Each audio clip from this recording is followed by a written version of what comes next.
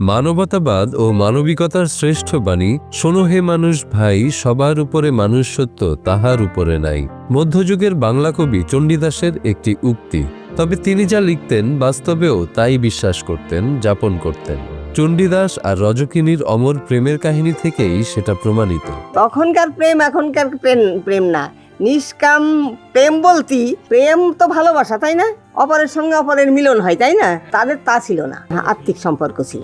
এ যুগে এসে মানুষের প্রেম 12 মাস টেকানোই দায়, অথচ 700 বছর আগে চণ্ডীদাস তার প্রেয়সীর জন্য এক যুগ অপেক্ষা করে কালজয়ী এক শুদ্ধ প্রেমের ইতিহাস রচনা করেন। তাই শুনেছি যে ছেলেটা খুবই অমায়িক ভদ্র, আর ওই মেয়েটা আর কি ওই ঘাটে আসতো। চণ্ডীদাস আর রজকিনীর অমর প্রেম কাহিনীর কথা আমরা অনেকেই জানি। প্রেমিক প্রেমিকার পবিত্র মনের ভালোবাসার বন্ধন যে কেমন হতে পারে সেটা তারা শিখিয়ে গেছেন। আমরা এইখানে এসেই শুনছি এই গল্প, বা আমাদের বাপের বাড়ির থেকেও শুনেছি। এ তো বাংলাদেশ ভারত সব জায়গায় চণ্ডীদাস রজকিনীর তো বইও আছে, মানে কাহিনী বইও আছে, ভাগবতে আছে। আমাদের ভাগবতেও চণ্ডীদাস রজকিনীর প্রেম কাহিনী আছে। মানে আমাদের যে ধর্মগ্রন্থ ভাগবত না, মানে ওনাদের তো রাধাকৃষ্ণের সঙ্গে তুলনা করা হয় নিষ্কাম প্রেম। রূপকথার মতো এই ঘটনাটি যে এই জনপদের তা মাত্র কয়েক বছর আগে সুনির্দিষ্টভাবে জানা যায়। তখন থেকেই ধোপাখালী গ্রাম মানুষের আগ্রহের বিষয়বস্তু হয়ে উঠেছে। চণ্ডীদাস রজকিনীর ঘাট এখানেই ছিল, আর এখানে অনেক লোক আসে দেখতে এই স্মৃতি। এখানে খুবই বহুত গাড়ি ঘোড়া নিয়েও অনেক লোক চলে আসে। যশোর থেকে আছি আমরা, গল্প বই থেকে পড়ছি, তারপর ফোন থেকে দেখছি এই চন্দ্রশ্রী ঘাটের সম্পর্কে।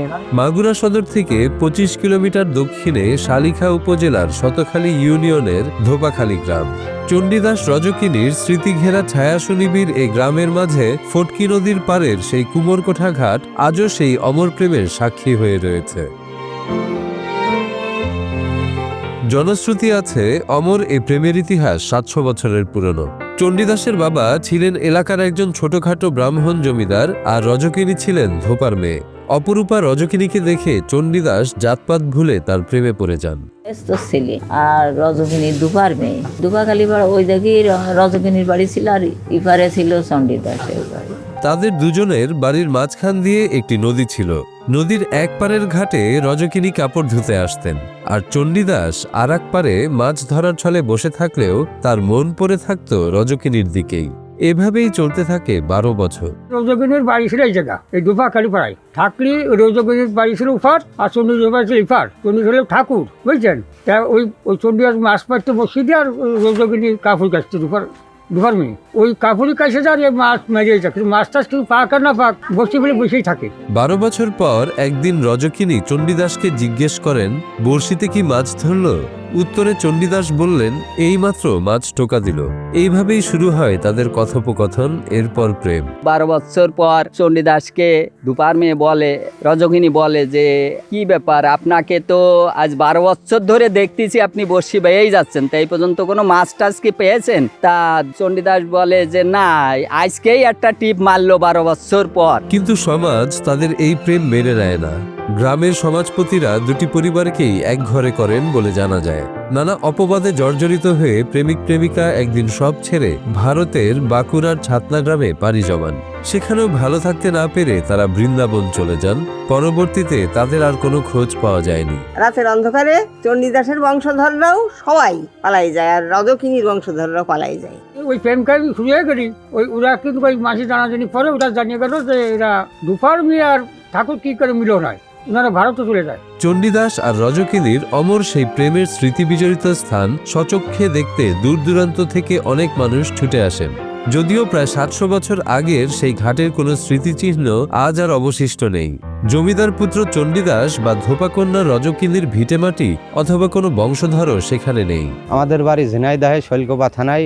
আমরা এখানে আসছি রজকিনী আর চণ্ডীদাসের গল্প শুনেছি মুরব্বীদের মুখে, সেই ঘাটটা দেখতে। আসলে এসে দেখে অনেকটাই ভালো লাগলো।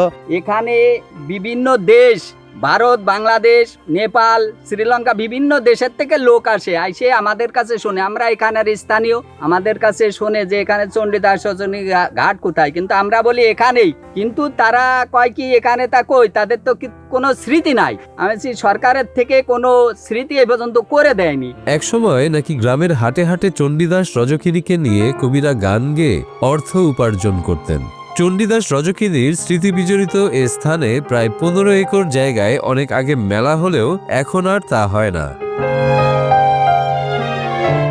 এমন অমর একটি ঘাটের কোনো প্রাপ্য সম্মান নেই। ইতিহাস রচনা করতে গিয়ে যতগুলো কিংবদন্তি পাওয়া যায় তার মধ্যে চণ্ডীদাস ও রজকিনী অন্যতম প্রাচীন একটি ইতিহাস। চণ্ডীদাসের যে দিঘি তা খনন করলে সুলতানি আমলের ইট পাওয়া যায় বলেও জনশ্রুতি আছে। এখান থেকে মাটি নিয়ে পরীক্ষা করে দেখে যে এখানে সেই রজকিনী চণ্ডীদাসের জায়গা, ইট পাটকেল আছে এবং পরীক্ষা করেছে ইতিহাস গবেষক ডাক্তার তাশিকুজ্জামান। আপনাদের মতো মিডিয়ার লোক বহুত এসে দেখছে এখানে সত্য ঘটনা, এবং আমার দাবি হচ্ছে সরকারের কাছে ঘাটটা ধরে রাখার জন্য উন্নয়ন করবে এবং সংস্কার করার। এলাকাবাসী ও দর্শনার্থীরা বলছেন এই ঘাটের সংস্কার করে এই এলাকাতেই চণ্ডীদাস ও রজকিনীর অমর প্রেমগাথার স্মৃতি জাদুঘর বানানো উচিত। তাহলে এই বিখ্যাত ঘাট দেখার জন্য দেশ বিদেশ থেকেও অনেক দর্শনার্থী আসবেন। আসলে সেইভাবে তো সরকার থেকে কিছু করা হয়নি। আমরা এখানে আসে হয়তো ভালো লাগলো, তারপরেও এর থেকেও ভালো লাগা আমাদের দরকার ছিল। যদি এইটা নিয়ে সরকার কোনো সাংস্কৃতিক স্মৃতি ধরে রাখার জন্য কোনো চেষ্টা করতো আমাদের অবশ্যই এর থেকে ভালো লাগতো। তো এখানে অনেক পর্যটক আসে, বেড়াইতে আসে, আমরাও আসছি, আমাদেরও ভালো লাগেছে। এখানে বিভিন্ন দেশ বিদেশের থেকে লোক আসে, কিন্তু এই পর্যন্ত এখানে কোনো উন্নয়নের কোনো কাজ হয়নি। বিভিন্ন জাতের লোক আসে, শোনে যে এখানে চণ্ডীদাস রজকিনীর ঘাট কোথায়, কিন্তু আমরা এখানের স্থানীয়, আমরা বলি এই জায়গায়, কিন্তু এই পর্যন্ত কোনো উন্নয়ন কাজ হয়নি। তা আমি অনুরোধ করছি সরকারের কাছে যে এখানে কোনো উন্নয়নমূলক একটু কাজ করার জন্য। চণ্ডীদাস ও রজকিনীর প্রেম কাহিনী নিয়ে সৃষ্টি হয়েছে অজস্র গান, নাটক, কবিতা ও শিল্পকর্ম।